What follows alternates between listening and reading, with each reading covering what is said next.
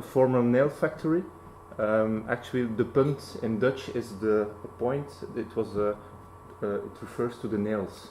So in the surroundings of the industry, the factory was called the nail factory, the Punt factory, the point factory, which where our name comes from. Today it looks a bit different, but in 2000 it was just lying there. The nail factory went bankrupt in '93, like a lot of heavy industry in Western Europe, in Scandinavia. In the 90s we had a lot of textile industry in Gent, a lot of metal industry, but in the 90s they very rapidly disappeared, and we had like a lot of these spots where former industries were just lying, and governments, business people are thinking, what can we do about it? So our mission is that we are focused on entrepreneurs, on business people, and we want to give them access to social and sustainable entrepreneurship. So we have some services, as you could see before. It is a business center, and we do some administrative work for them, and we also guide them in consultancy. So for startups, for employment of vulnerable people, and our main focus is job creation for vulnerable groups. This is because we are in the, like, it was a working class area where we are situated. After the bankruptcy of the nail factory, there was a very heavy unemployment rate. So one of the things we want to do is to create new jobs for those people. So in these buildings, in 2000, we established what we call an incubation center for social economy. It was rather small. It was not sustainable in a financial way, so we were depending heavily on government subventions. In 2004, the mayor of Gent decided to build a new football stadium, and where the football stadium actually is, there was a business center there. So it had to be displaced. It was what we could call sold out by the government, so the government bought the building, and with the capital that was in the business center, we had a merger, so we could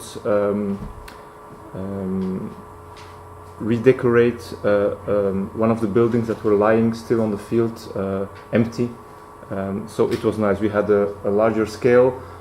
We had a merger with another business center, and we could renew an existing building. It was opened in 2006. We are actually now we will start to build. So you could see the picture here. It was this building, and we have this building as well. And we will build this building starting January, February. We are currently looking for the construction company who will build it. So we have an offer now. We are looking for some prices. So this is the backside of the building.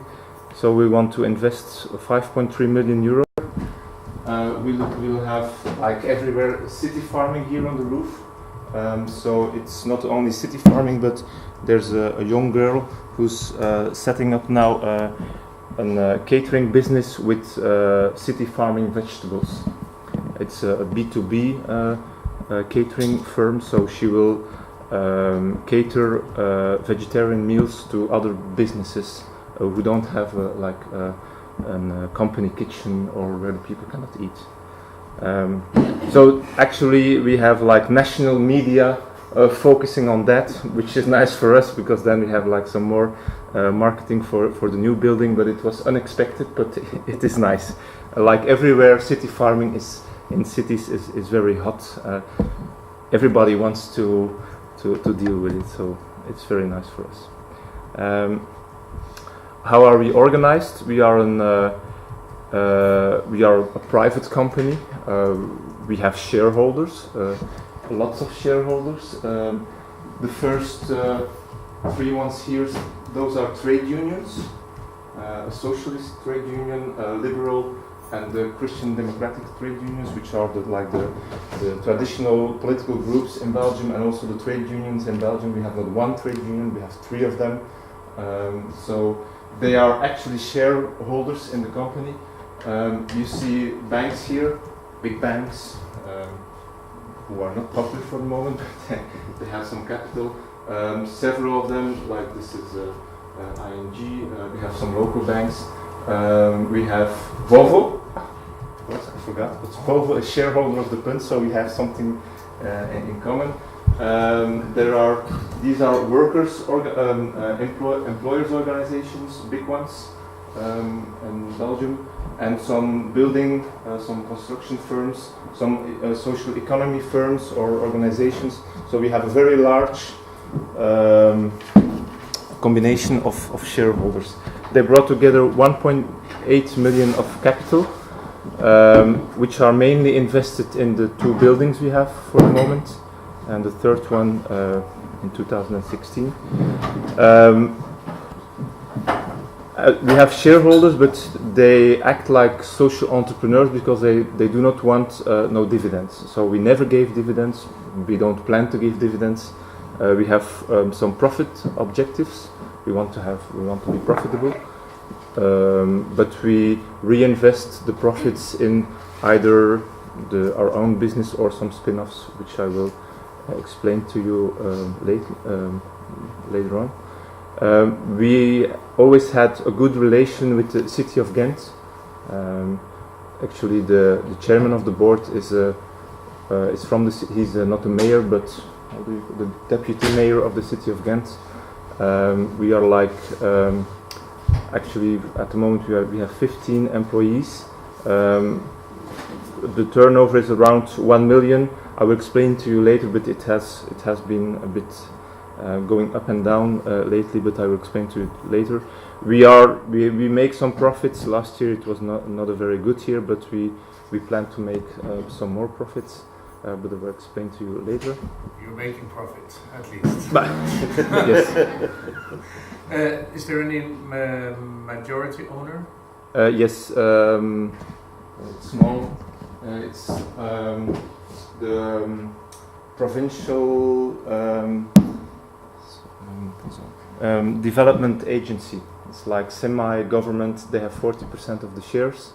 The rest of the 60% are amongst the various shareholders. It's the only government or semi-government who has shares. The other shares are authority, semi-authority. Yeah. Like Belgium is divided into provinces. The province has some development agencies. So we are in the province of East Flanders. How is our operational offer? Like the business center is in the heart of the company, of the organization. We have a strong focus also on human resources, especially it's like some of the things they outsource to us. It's on a commercial basis, so they pay us for that. How do we look at social entrepreneurship? We have a very pragmatic and dynamic approach. So I put here some various things. It's, in our opinion, it's up to the entrepreneur to decide if he is a social entrepreneur, if he wants to act like a social entrepreneur, and it depends on the company what that can be. It can be the cooperative entrepreneurship, the principles of that. You can have like a very ecological focus. You can have limited profit distribution like we do, or not no profit distribution. We have no opinion on that towards the entrepreneurs. It's up to them. We show them the possibilities, but we don't have like the pointing finger for you are a social entrepreneur, but you are not a social entrepreneur. We help them in whatever way we can. We stimulate them, we show them possibilities, and it's up to them to decide if they want to do it. Some of them go all the way. Some of them just pick some cherries. that's fine for us. It is dynamic, so maybe this year you just want to pick some cherries, maybe in 5 years' time you have the opportunity or the mindset to go all the way.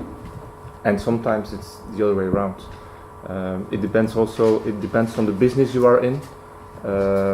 It depends on the life cycle the company is in.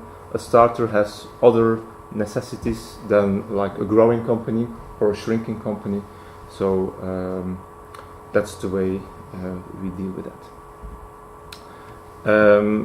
As a social business center, we have like 10 what we call warehouses, which are like more like labor oriented places where people are actually like craftsmen are working, and we have 38 offices, small ones, big ones. The biggest ones are 100 square meters. The smallest ones are like 20 square meters, really for startups. Or our clients, because they pay us for the service, they have every day they can have access whenever they want. Like for the offices, to give you some prices, for the office we try to charge them, or we charge them 27 euros per square meter. So if you can count, and all of you can count, if like for an office of 100 square meters is 2,700 euros per month, which is not very cheap, of course.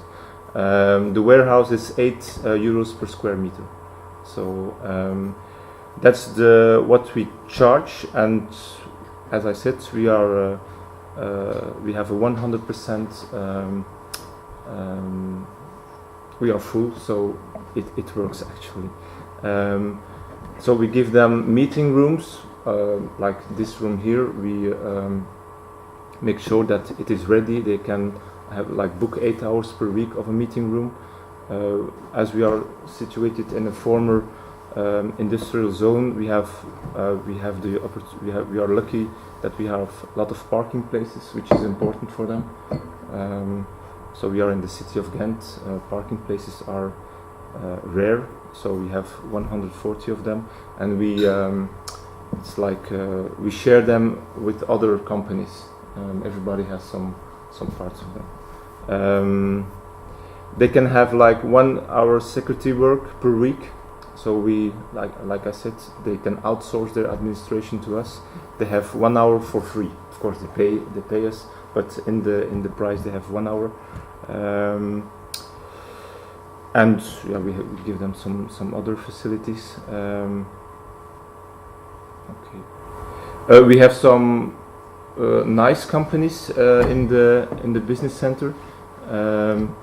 Like one of them is Econation. They make intelligent light catchers, we call them, like in big warehouses where you don't have lights. They maximize the natural light that comes in. But those are like going very big and very fast. And actually what we did here, I think it's a nice example on our pragmatic approach. When I was talking to the guy, they have to make the light catchers, and I said, well, how are you manufacturing them? And like the normal way he would do is ship them to China, and or bring them from China like ready-made. And we said, well, there are we can help you with that to lower the wage costs, which are like in Sweden are very high. And he was interested, and he came to the business center, and that's how it started. So actually it's a social, in many cases. People are very driven by the social mission. They tend to forget the figures, the turnover, and they heavily depend on government subventions, which are limited in time nowadays, and they tend to forget that. So in the end, they pile up losses, and like every business, they go down, or they have a lot of problems. So we have a special focus on developing a business plan. We organize boot camps, which are quite popular in Flanders. The boot camps we organize. I will show. This is the logo of the boot camp. This is like a selfie of one of the last one. So I can maybe give you some examples. Roof Food is that girl. It's the girl who is making who will start a catering business on top of our new building. She's starting up now. She's giving up her job and she starts the catering business now in the neighborhood of where we are, because the building is not ready yet. She cannot she cannot start the city farming now, but she does it in the neighborhood, starting up slowly, and then in 2016 she will come to the Punt, where she will have her own kitchen and where she can really do it now.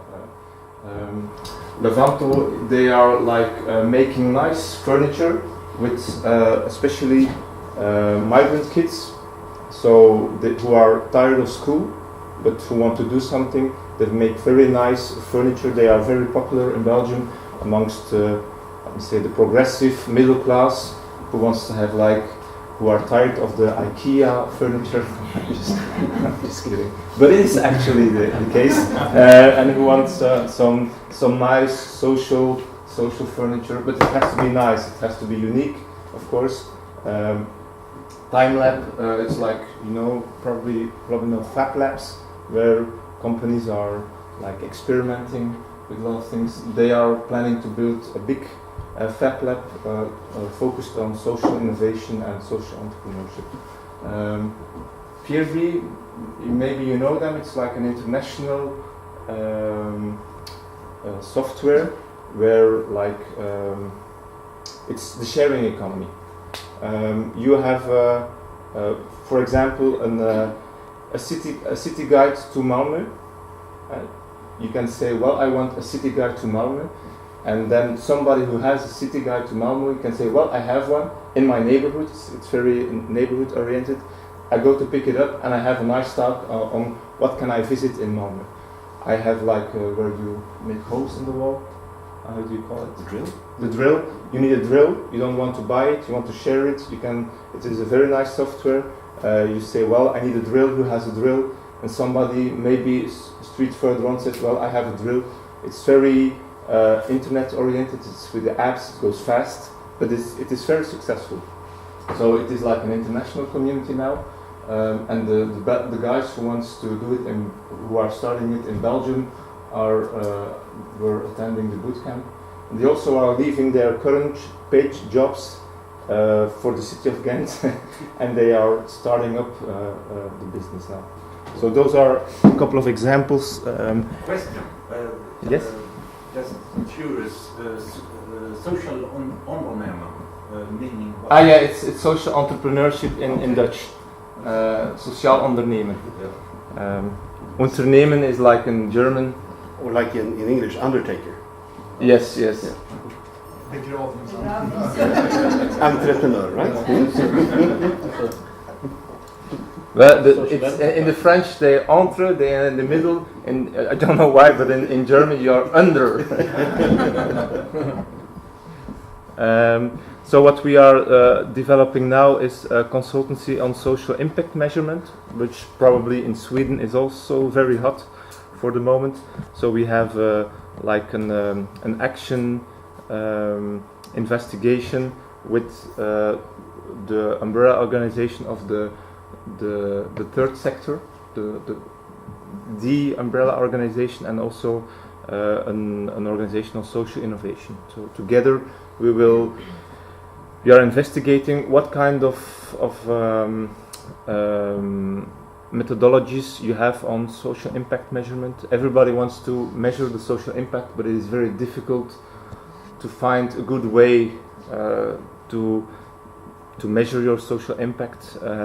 So what we plan to do is we plan to collect them all and have some tests. We will do the test with the businesses, the umbrella organization with the third sector, so organizations, and the other partner with social innovators. It's quite cheap. It's like 750 euros for 4 days of very intensive working on your business plan and having coaching. but we have some sponsors on that. For example, BNP Paribas, the evil bank, is sponsoring us for that, and some other organizations. So our costs are covered by both what the social entrepreneurs pay and what the sponsors pay us. Okay. Our HR policy, as I explained already, we are mainly working with established companies, very often big companies who have a lot of staff, but who are coping, or what we try to prevent them to do is that they fire people because of the heavy wage costs, and we say, well, you can have like a very smart wage cut. It's by employing people with a distance to the labor market, and here also it's because the government gives you some money to employ people with distance to the labor market.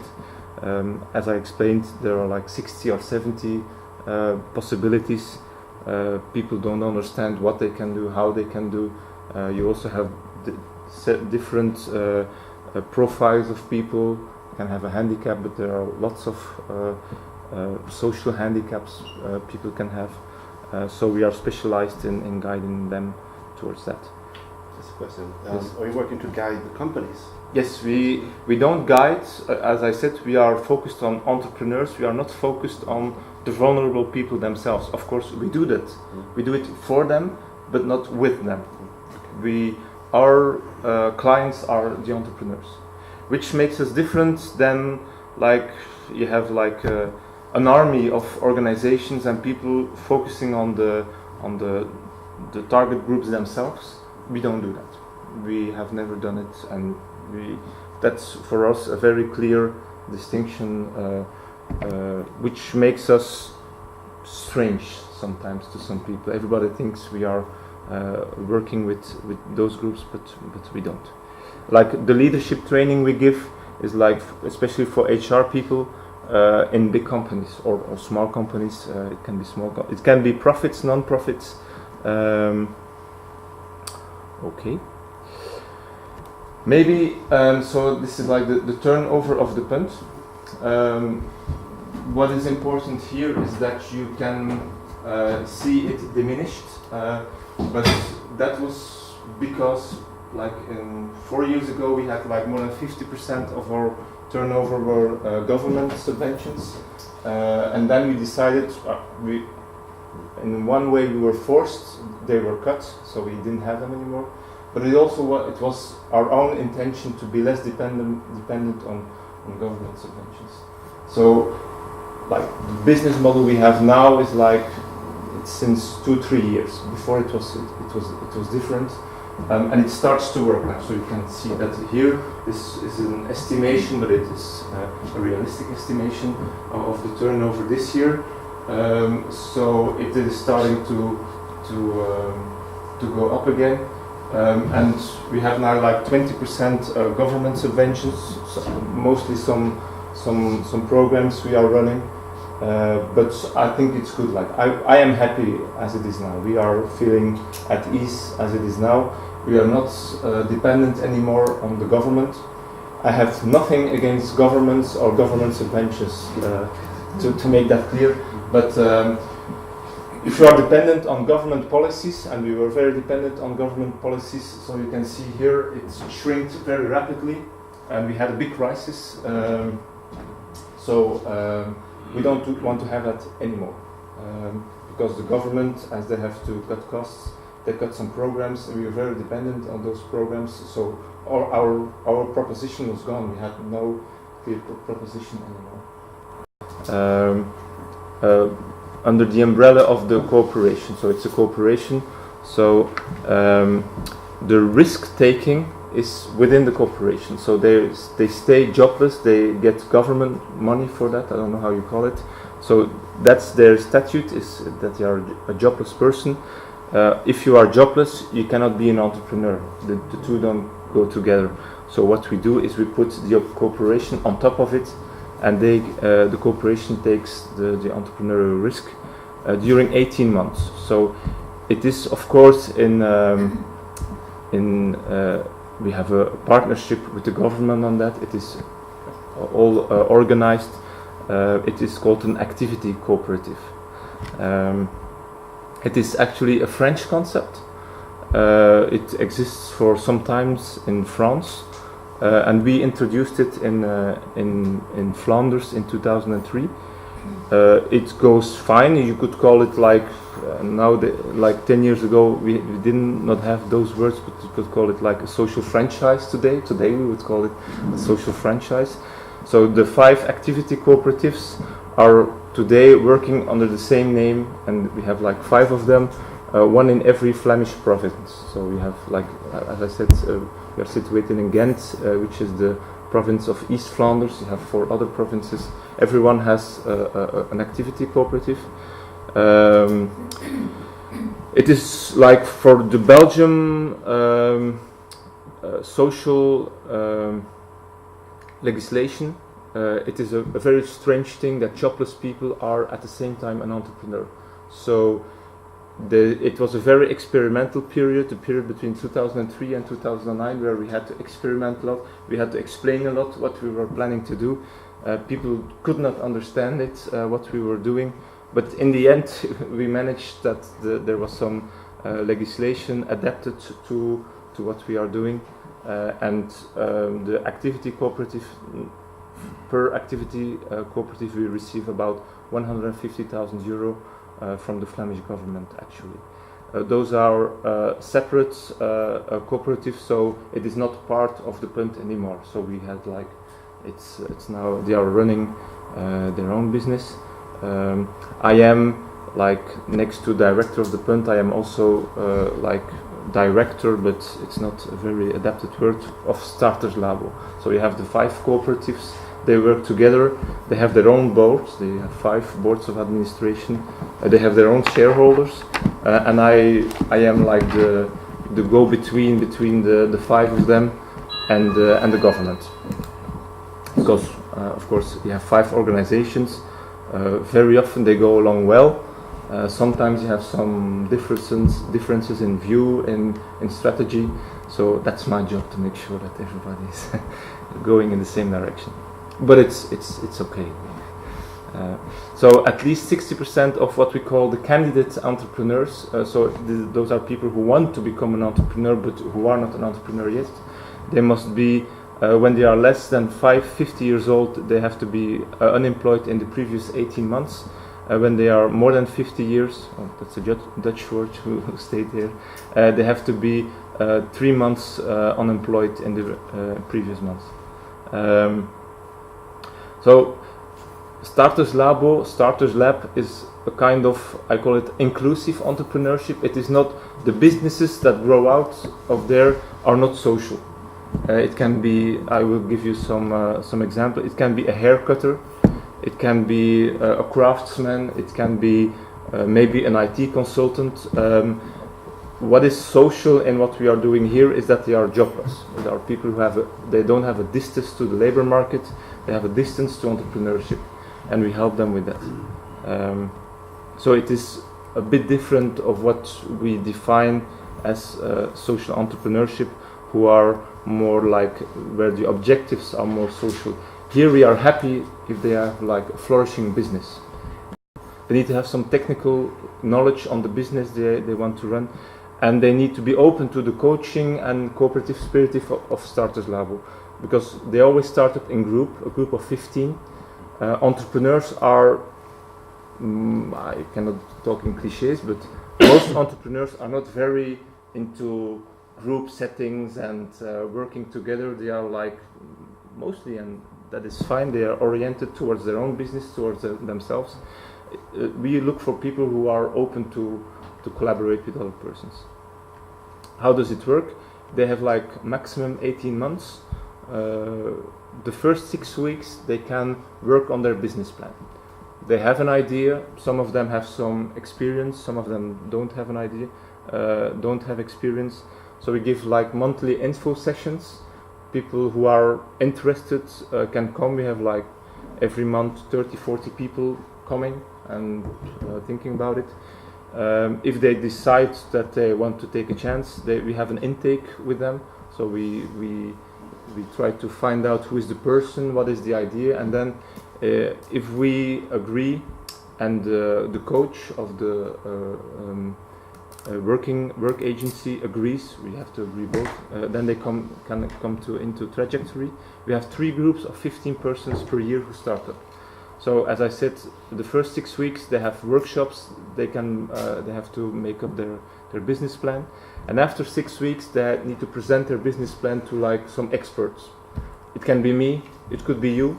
The most important for them is that they have like a stress moment where they have to everything that's in their head, maybe for several years, they have to put it on paper. They have to write down what are my prices, what are my competitors, who are my clients, everything that in a normal business plan is there, and they have to present it. For them, this is very stressful. It is not like a jury. We don't kick them out if they don't. It's just that they need to have a focused moment, and they get some feedback. As I said, sometimes in very rare occasions we say, well, this is not sufficient, but that would be because they have not worked on it. If you can see, well, yesterday with the same friends in the same bar, they drew a quick business plan. We would notice it the next day, and then we would say, well, this is not enough. You had 6 weeks. You should have more than that. But that's very rare. Mostly the people are very motivated. So then after the jury or the experts, they come in the phase 2. So they have to discover the market. They have now a clear plan.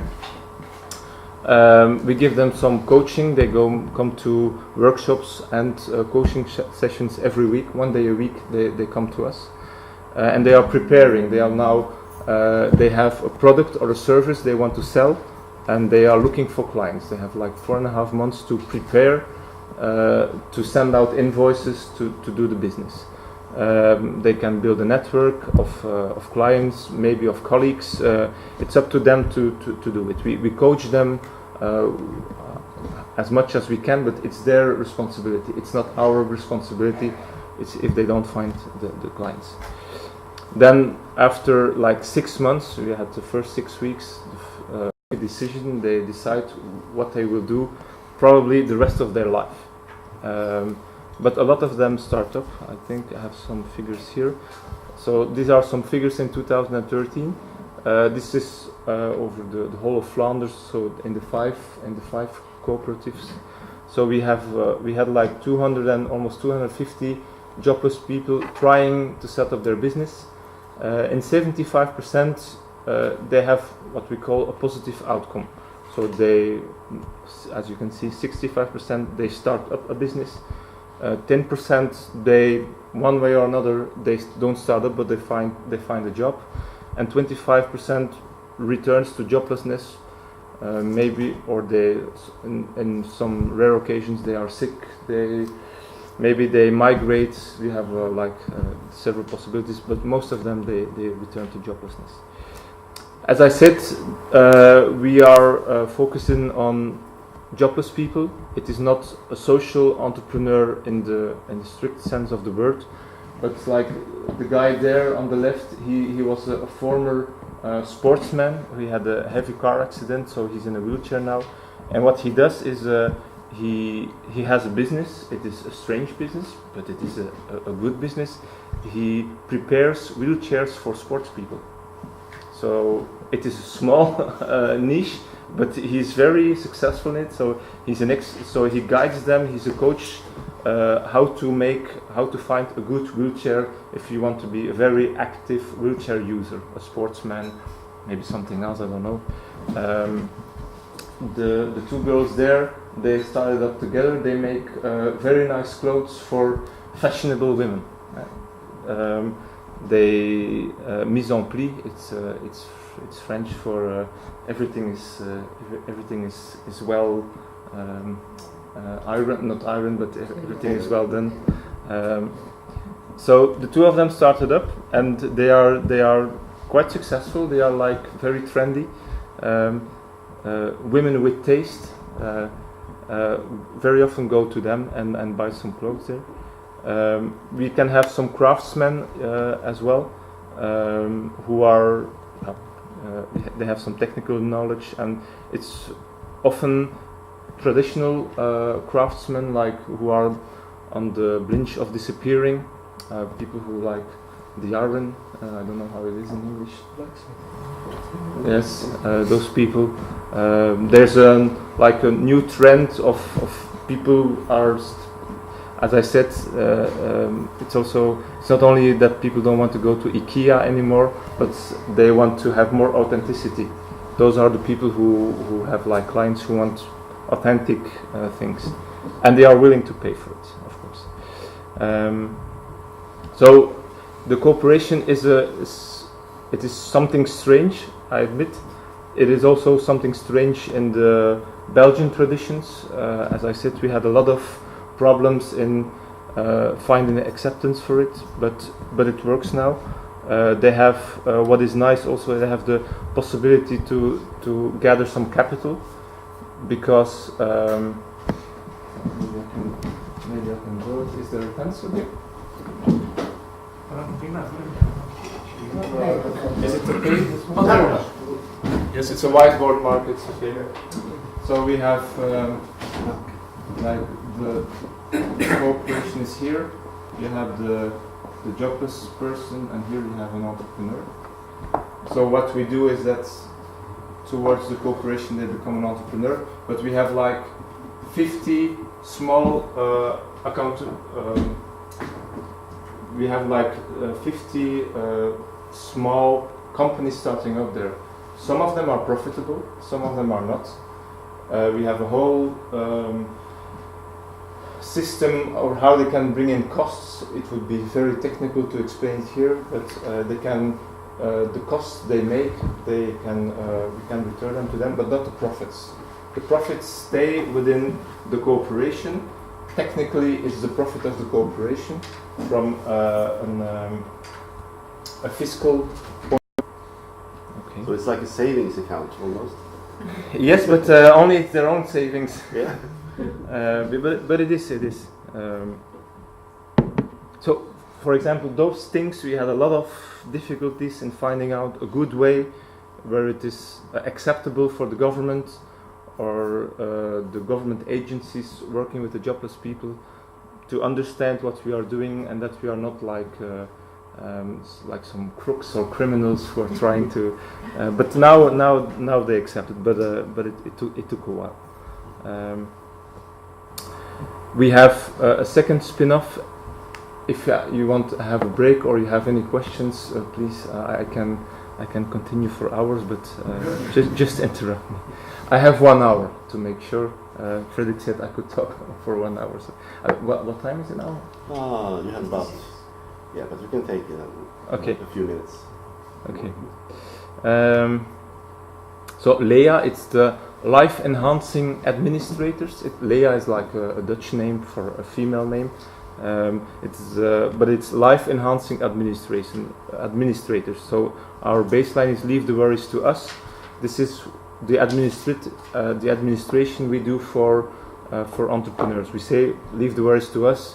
For a lot of entrepreneurs, administration is like a very. They have a lot of worries about that. We say give it to us. We are experts on that.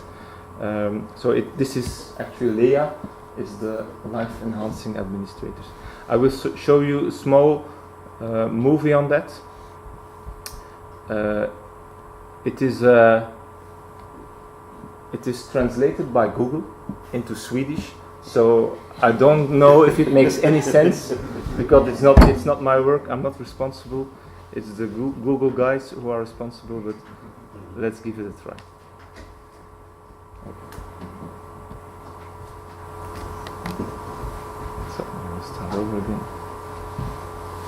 Leon is timmerman, een echte vakman. Bellen en werken tegelijk, geen enkel probleem. Een betaling vergeten uitvoeren kan de beste overkomen, net als het papier van de printer vergeten bijvullen. Het is een organisatietalent van de bovenste plank. Je zou haast vergeten dat hij timmerman is. Leon, moest jij de post niet wegbrengen? Wacht!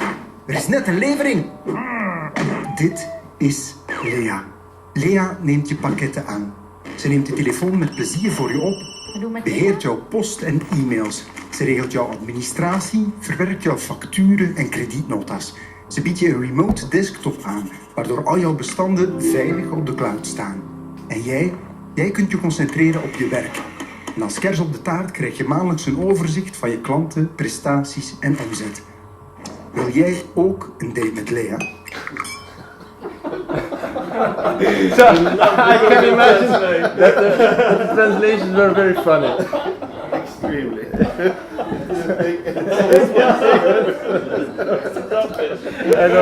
I found out yesterday that It was easier to understand the Dutch.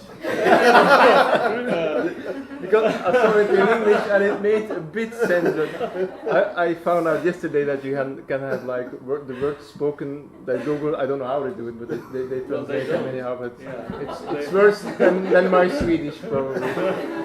But anyway, so what we do, as you maybe have seen and understood, is that we take over the administration, and our objective is to let entrepreneurs focus on their core business. But what we want to do is that we employ people with a distance to the labor market into the administrative jobs. So we try to make them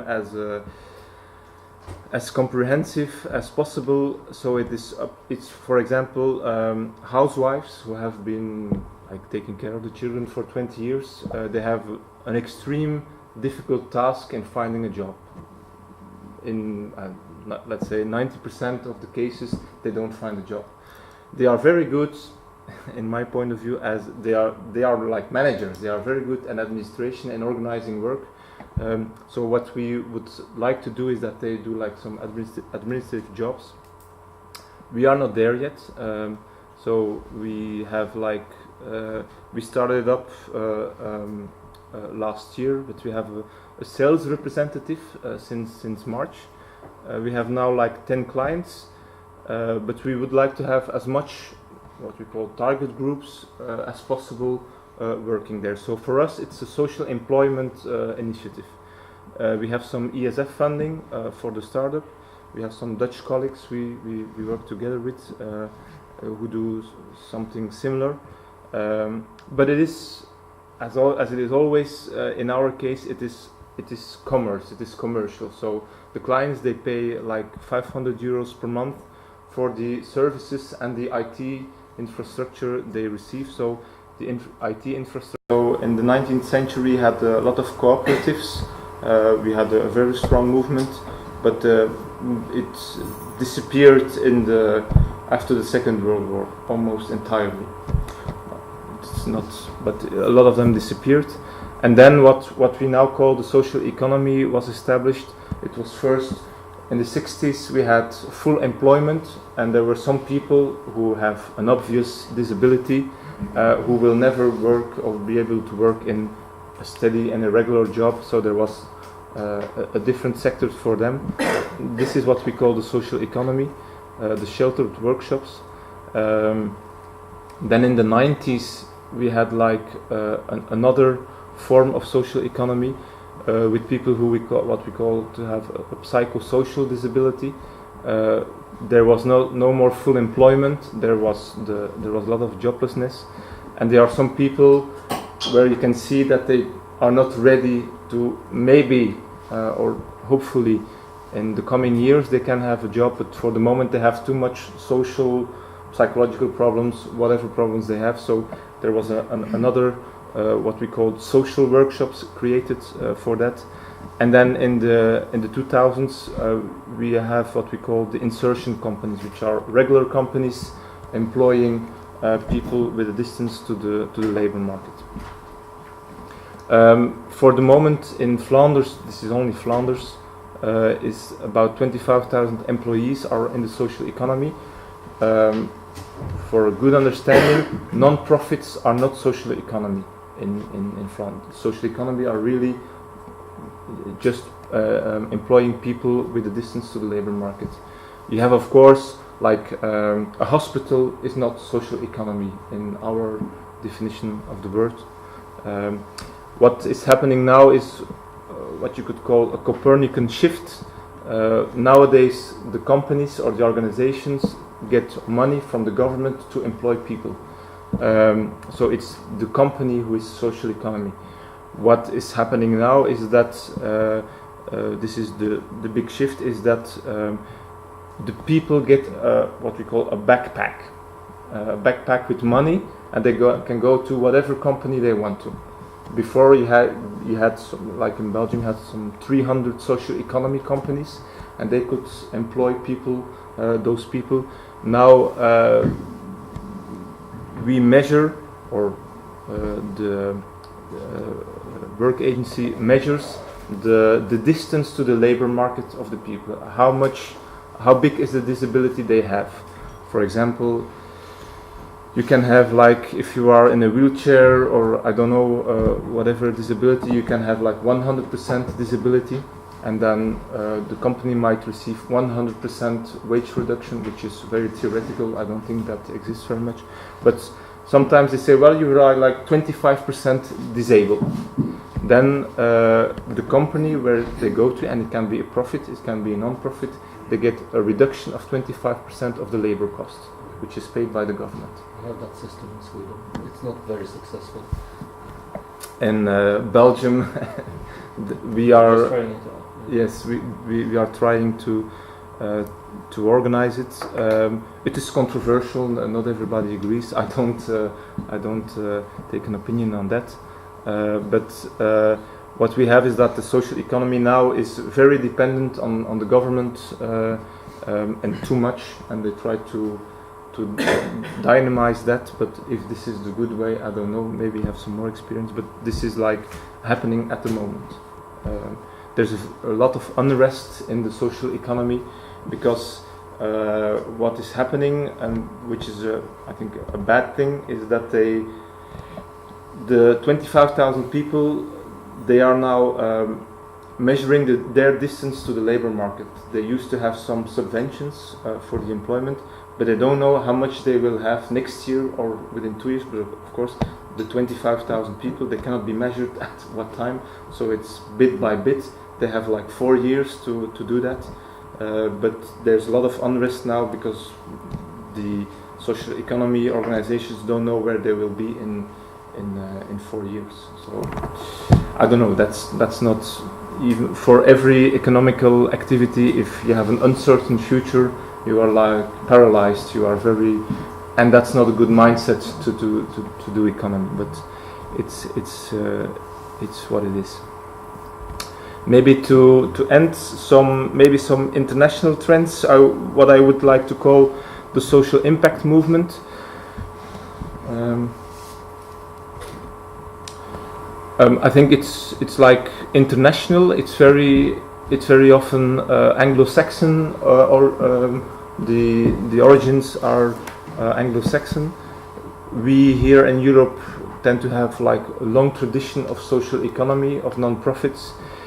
But I think what we which is fine, because you have a lot of innovation, but which is also problematic in like the theory or the definition of social entrepreneurship is a very, for the moment, it's very difficult to say what is a social entrepreneur. We solved it, as I said before, because we are very pragmatic. We say, well, it's up to you to decide if you are a social entrepreneur, and you do it in whatever way you want. But from a government perspective, this is not a very good thing. We need to have some more definition on what it is, although it is probably impossible to define it. So that's why I think there is a lot of interest now in social impact. Social impact, people tend to think that is the way to define a social entrepreneur. Although you just shift the problem, because then the problem is how will you measure social impact. This is also causing some unrest in Flanders, I think in Europe, because it can have like very heavy consequences on non-profits if the government or the legislator says, well, this is social impact and you should measure that, this and that. Very often in the third sector they are very afraid of that. in Belgium. I don't know here if it is already a topic, but if you need to measure your impact, then you have some. It can be very forcing in ways how to work, which the third sector or the non-profits very often don't agree with. But it's a trend. I don't think you can stop it. This is mainly, I think, American, but also more and more in Europe, the social impact philanthropy. The Bill and Melinda Gates Foundation, they don't give money like they used to. It was like being a good person or deserving your place in heaven. You gave some money to some social goals, social organizations. That's not how they do it anymore.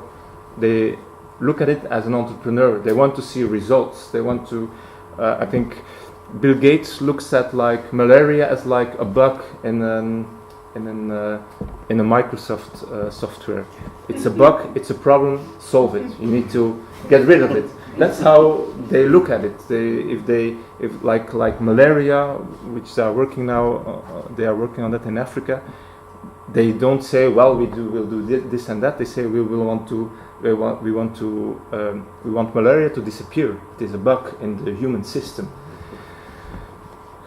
This is very new, I think, in the way of doing philanthropy, and this also has a very heavy consequences on the people on the field, because they are. It is very how to say severe, and they have some very clear objectives on how to resolve, for example, malaria. It might be very different than the way we used to think, but as they invest billions of euros in those projects, they are very dominant. But I think more and more, even in Belgium, philanthropic organizations, they don't give money just to give money. They give coaching. They give money, but they give coaching. They want to have like control on the money they invest. I think that's. And they are talking about it as investment. Yes. Actually. It's an investment to solve a problem and to have social gains, but it's like I said, I think it is not in my opinion a coincidence that people like Bill Gates and Warren Buffett, they do it that way. They still are entrepreneurs, and they spend a lot of money on it, but as an entrepreneur. Before, if you were rich, you gave some money and you said, well, you are the expert on the social field, I am an entrepreneur, I give you my money, do something good with it, but it's up to you to decide. Those days are over. Social impact investments, they probably exist here in Sweden as well. We have like a social impact fund, a small one. We established our multinationals who want to invest in Bangladesh, but that's more like development help. But like here in the West or in Europe, I don't know if that's possible. In my experience, it's not possible. We try to attract private capital, but if you don't give like a return, a limited return, then they are not really interested. It's very difficult to find them. Just a question, with your social impact fund that you have at the Punt, have you decided for any specific indicators to measure that impact that you're doing? One of the reasons we are now setting up like social impact measurements, that's one of the reasons. It's a trend, wider trend, but we need it. And it's very difficult. It depends, even there it depends on the business, on the organization, on the people. It's very difficult like to have like one clear definition of social impact. It doesn't exist. What is the traditional indicators is like how many jobless people do you employ, how many CO2 reduction do you have, but those are easy. That's very easy. That's very tangible. The non-tangible things are very more difficult to grasp. So I think everybody is finding a way. What is new, like in Belgium, is social impact bonds. Have you know them? You have them in Sweden? No, not yet, but there's some ambition up to start up one. We have the first one in Belgium, in Brussels, where it's like, if are you Do you? Please explain. Okay, this, I don't think. it's like you have a triangle. You have like the government, you have an investor, and you have someone who executes it. So, for example, the government says, "Well, we want to reduce joblessness by 3%," and they find some investors who want to invest in it, and if they attain the objectives, they can have some profit out of it.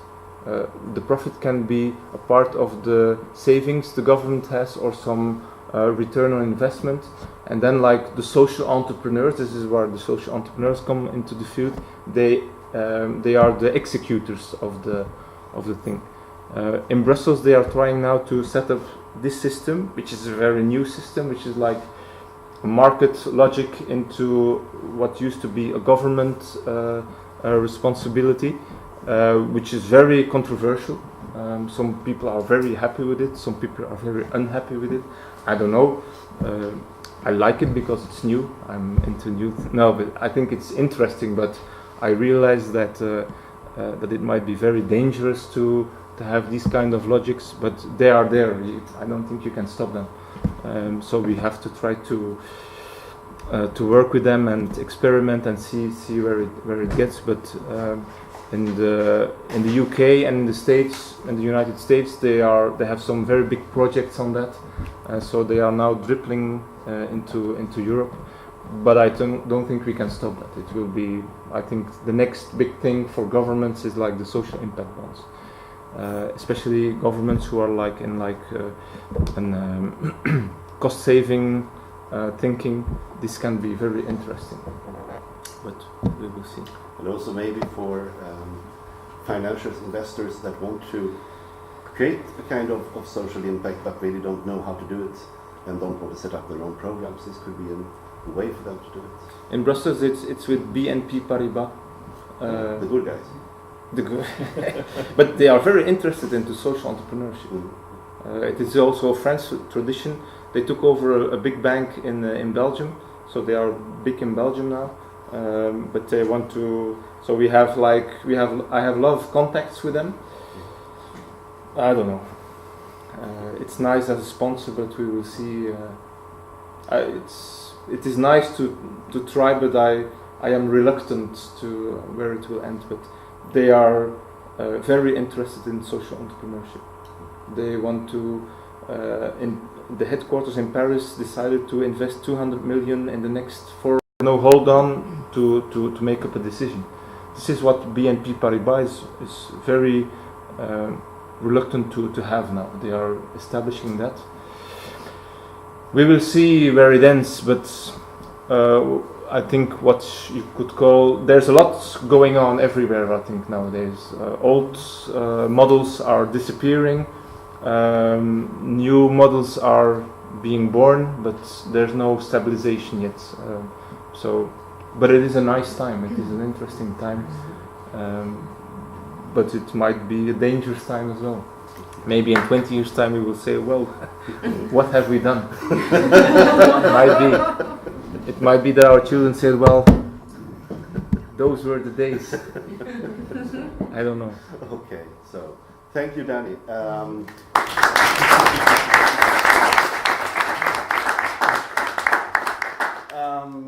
We have some time for questions.